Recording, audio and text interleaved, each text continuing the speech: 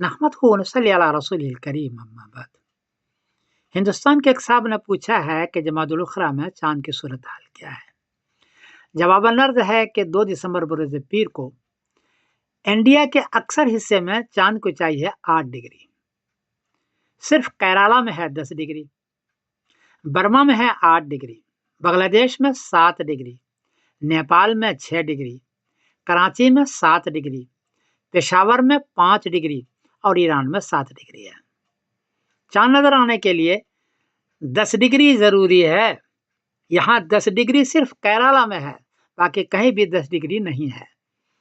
हालांकि चांद की उम्र हो चुकी है 30 घंटे 5 मिनट, लेकिन चांद चूंकि साउथ से गुजर रहा है, इसलिए 30 घंटे 5 मिनट होने के बावजूद भी किसी इस एरिया में चांद की ऊंचाई 10 डिग्री नहीं है।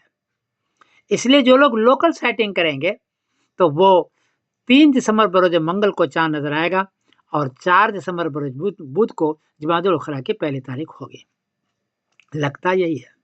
अलबत्ता अगर इंडिया वाला केरला से चांद की खबर ले ले तो वो ले सकते हैं, इसलिए कि वहाँ 10 डिग्री ऊंचा है और चांद की उम्र 30 घंटे 5 मिनट हो चुकी है, वहाँ ले सकते हैं। अगर उन्होंने वहाँ से लिया तो फिर 2 दिसंबर बरोज पीर को वहाँ नजर आएगा और 3 दिसंबर बरोज मंगल को जमादुल उखरा की पहली तारीख हो सकती है। सूरत हाल क्या बनेगी वो हिंदुस्तान वाले जाने।